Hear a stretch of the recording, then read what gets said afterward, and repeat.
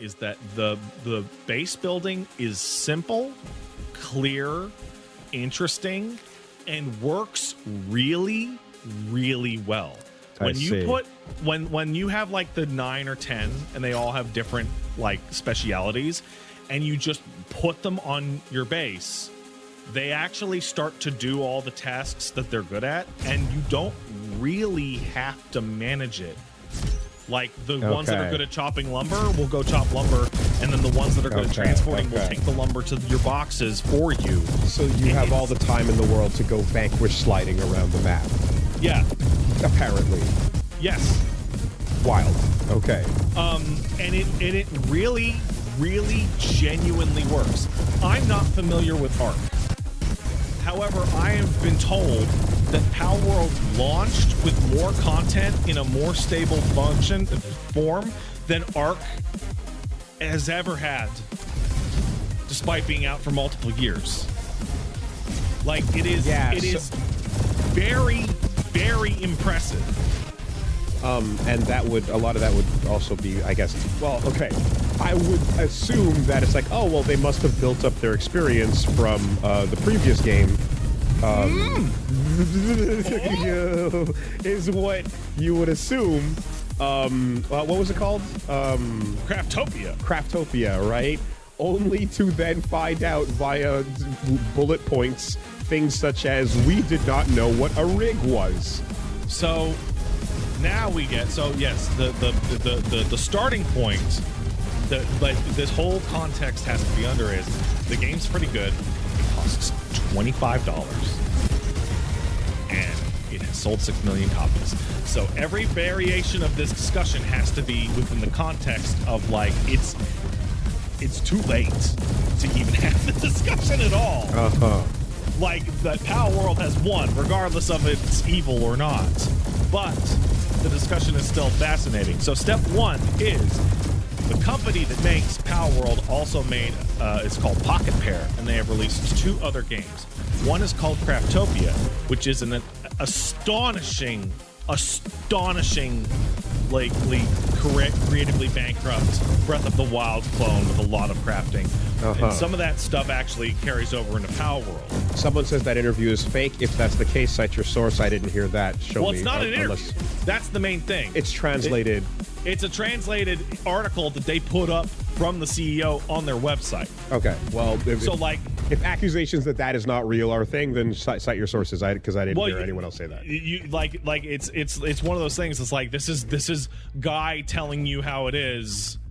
It is up to you to determine whether or not that is how much benefit of the doubt you want to give, right? Right. But Craftopia is like hilarious ripoff. It it looks like Breath of the Wild from a distance.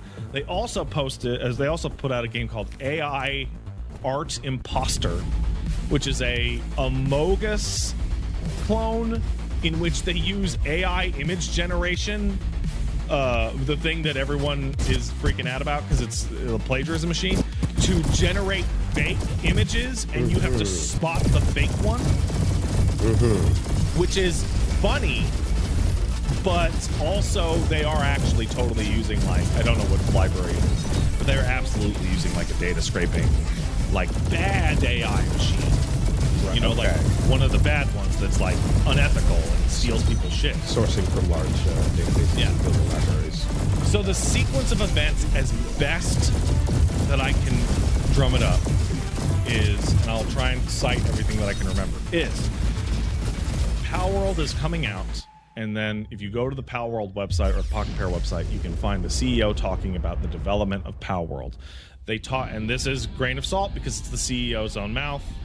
Right? Like, if you believe they're lying, then ignore all this. They basically describe that they are maybe the most incompetently run game development company ever, and they are very forward about it. Craftopia was made entirely with store-bought assets. Entirely store-bought animation. Literally they were literally plugging fucking store-bought Legos together. Unity asset flip in order to make the game.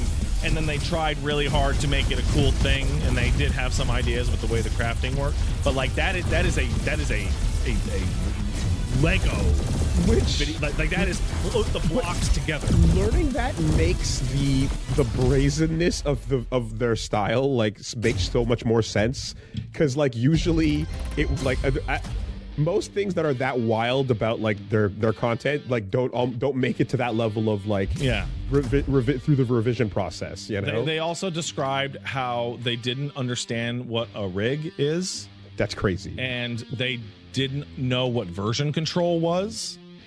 So they would just put versions of the game onto USB drives and just buy tons of USB drives to walk them around the office. I saw someone say like a part-timer that was a student like was responsible for a number of like the models or something like that were not just purchased. Then they go into the things that led them to make Power World, which is they had the core idea, and then they added guns because they wanted it to be globally successful.